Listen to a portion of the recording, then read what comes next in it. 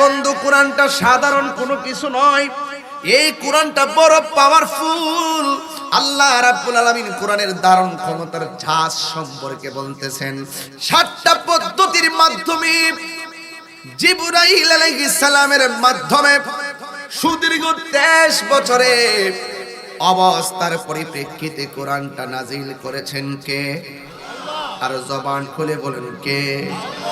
এই কোরআনে কোনো সন্দেহ আছে? এবার আমার নবী যখন কোরআন তেলাওয়াত শুরু করলেন, বন্ধু, নবী আমার কোরআন তেলাওয়াত শুরু করলেন।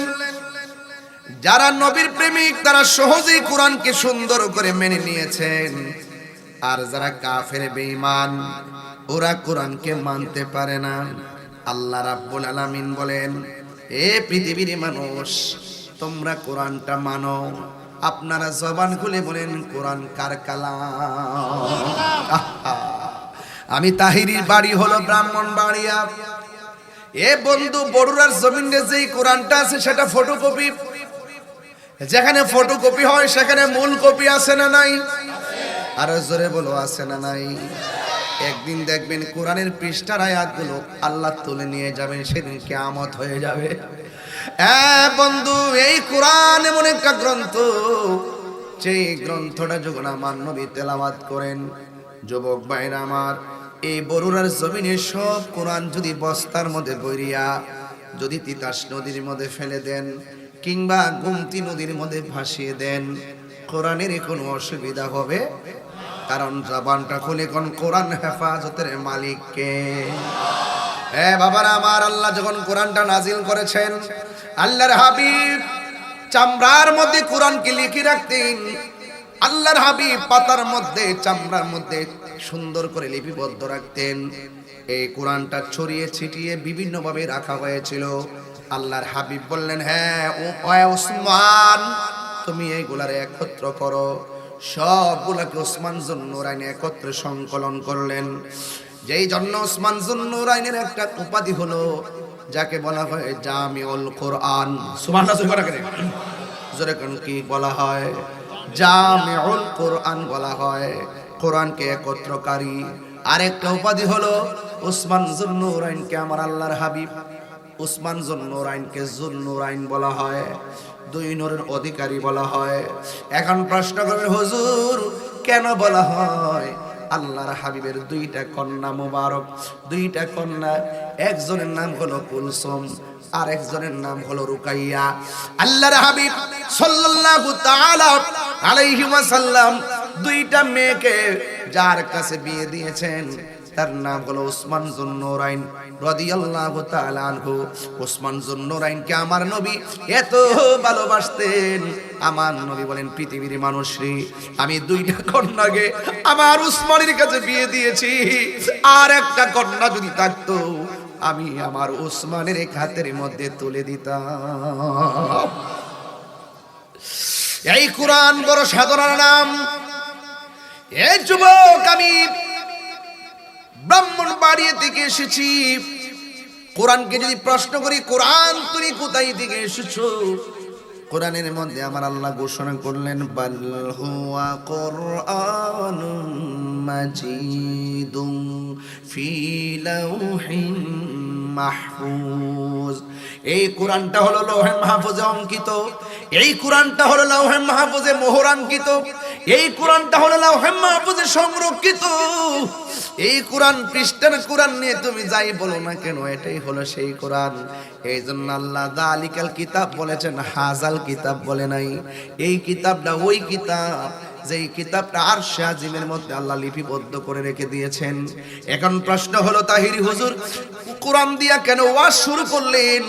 একটা হাফিজিয়া মাদ্রাসায় এসেছি, এই জন্য আমি খেয়াল করে করে কথাগুলা বলছি। কেন আমি কোরআন পড়ব?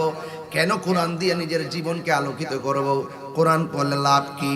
কোরআনের সঙ্গে সম্পর্ক রাখলে হাসরের ময়দানে কি উপকার হবে? এইগুলো যদি আপনাকে তুলে ধরা না হয় তাইলে আপনি বুঝবেন না রে বাবা। এই জন্য আমি বললাম, কোরআনের বাড়ি হলো লাউহে মাহফুজে। এই কোরআন যখন আমার নবী আল্লাহর পক্ষ থেকে যে তেলাওয়াত কোরআন নাজিল হয়েছে, 7টা পদ্ধতির মাধ্যমে নাজিল হয়েছে। একটা হলো ঘন্টা ধ্বনির ন্যায়, আর একটা হলো ফেরেশতা জিব্রাইলের সুরতে, আর একটা হলো মানুষের সুরতে, আর একটা হলো ঘুমের ভিতরে। এইভাবে 7টা পদ্ধতিতে আমার নবীর উপরে কোরআন নাজিল করা হয়েছে। কোরআন যখন নবীর উপরে নাজিল করত, আমার নবীর কপাল মুবারকটা ঘেমে যেতেন, পসিনা মুবারকটা বের হয়ে যেত। নবী আমার মক্কায়, আল্লাহ জিব্রাইল রে কয়, ও জিব্রাইল কোরআন নিয়ে যাও মক্কায়। নবী হলো মদিনায়, আল্লাহ কয়, ও জিব্রাইল কোরআন নিয়ে যাও মদিনায়। নবী হলো হেরা গুহায়, আল্লাহ বলে, ও জিব্রাইল কোরআন নিয়ে যাও হেরা গুহায়। আমার নবী পাদদেশে উপত্যকা, আল্লাহ কয়, এ জিব্রাইল কোরআন নিয়ে উপত্যকায় যাও। আমার নবী যেথায় কোরআন নিয়ে যাবে সেথায়। নবী যতদিন মক্কায় ছিল, মক্কায় যে সূরাগুলো নাজিল হয়েছে এইগুলাকে বলা হয় মাক্কি সূরা। আর নবী মদিনায় থাকা অবস্থায় যে সূরাগুলো নাজিল হয়েছে ওই সূরাগুলোকে বলা হয় মাদানী সূরা। জোরে কোন সুবহানাল্লাহ। আমার ভাইয়েরা, নবী যখন সুন্দরভাবে কোরআন তেলাওয়াত করেন, কাফেররা বলা বলি শুরু করলো, হে মুহাম্মদ সাল্লাল্লাহু তাআলা আলাইহি ওয়াসাল্লাম, তুমি যে কোরআন পড়তেছো এই কোরআনটা হলো তোমার বানানো। রাসূল বললেন, না, এই কোরআনটা আমার বানানো কালাম নয়। আপনারা জবান খুলে বলেন, কোরআন কার কালাম? আল্লাহ মানা, নবী মানা নয়। নবী মানলেই আল্লাহ মানা হয়। আল্লাহ বলেন, ওয়া মা ইয়ানতিকু আনিল হাওয়া ইন হুয়া ইল্লা ওয়াহয়ুন ইউহা। আল্লাহর কথা ছাড়া আমার নবী কোনো কথা বলে না। আল্লাহর কথা ছাড়া নবী কোনো কথা বলে না।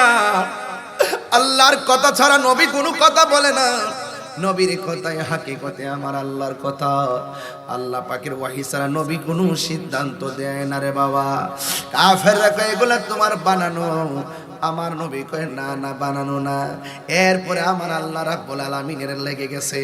আল্লাহ ডাক দিয়ে, হ্যাঁ বন্ধু, আপনি বলে দিন, ওয়া ইন কুনতুম ফি রাইবিম মিম্মা নাযালনা আলা আবদিনা ফাতু বিসূরাতিন মিন মিসলিহি ওয়াদউ শুহাদাআকুম মিন দুনিল্লাহি ইন কুনতুম সাদিকিন। আল্লাহ রাব্বুল আলামিন কয়, ও বন্ধু, ওরা আমি আল্লাহর কালামকে মিথ্যা প্রতিপন্ন করতেছে। এ বন্ধু, এদেরকে বলে দিন, ওরা যদি কোরআন নিয়ে সন্দেহ করে, কোরআনের সূরার মতো একটা সূরা যেন বানায় নিয়ে আসে। চ্যালেঞ্জ করছে কে? এই আওয়াজে মানি না, জোরে কোন চ্যালেঞ্জ করছে কে? সুন্নিরা চ্যালেঞ্জ এমনি করে না, হক বাতিলের লড়াই হয়ে গেলে চ্যালেঞ্জ করতে হয়। এটা শিখাইছেন আমার আল্লাহ। বন্ধু, এদেরকে বলুন, কোরআন নিয়ে যদি সন্দেহ করে, এদেরকে বলুন, ফাতু বিসূরাতিন মিন মিসলিহি ওয়াদউ শুহাদাআকুম মিন দুনিল্লাহি ইন কুনতুম সাদিকিন।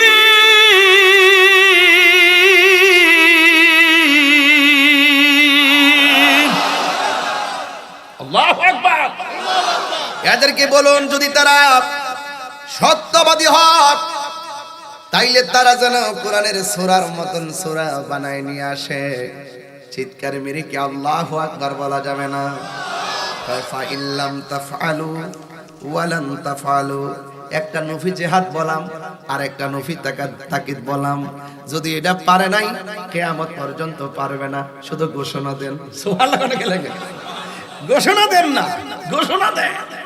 আল্লাহর হাবিব ঘোষণা ছেড়ে দিলেন। আল্লাহু আকবার বলেন। আল্লাহর হাবিব বলেন, নিয়ে আসো তোমাদের নারীদের মধ্য থেকে নারী নিয়ে আসো, পুরুষের মধ্য থেকে পুরুষ নিয়ে আসো। যদি তোমরা এটা না পারো, কখনোই পারবে না। আল্লাহর হাবিব কোরআন যে সত্য, সত্যতার প্রমাণের লড়াইয়ে আল্লাহর হাবিব ডাক দিলেন, হে আলী রে, আয়, কোরআন সত্যতার মাঠে বাহাস হবে। হে হাসান হুসাইন আসো, এ ফাতেমা তুমি আসো। এবার আমার নবী সবাইকে নিয়ে ময়দানের মধ্যে গেলেন। এরপরে আমার নবীকে প্রশ্ন করা হয়, আপনি প্রমাণ করুন কোরআনটা আল্লাহর কালাম। আর আমার নবী বলে না, তোমরা প্রমাণ করো কোরআনটা মানুষের বানানো। এরপরে আমার নবীকে প্রশ্ন করা হয়, না না, আপনি বলুন কোরআনটা আল্লাহর কালাম। আল্লাহর হাবিব সেই প্রমাণের মাঠে যাইয়া বেশি বড় সূরা পড়ে নাই, কোরআনের সৌন্দর্য সূরা আর রহমান। আর কোরআনের মধ্যে সবচাইতে বড় সূরা হলো সূরা বাকারা, আর সবচাইতে ছোট সূরার নাম হলো সূরা কাউসার। সূরা কাউসার। এত সুন্দর সূরাটা আমার নবী তাদের সামনে তেলাওয়াত করেন, আমার সামনে বলেন, ইন্না আ'তাইনাকাল কাউসার ফাসাল্লি লিরাব্বিকা ওয়ানহার ইন্না শানিআকা হুয়াল আবতার।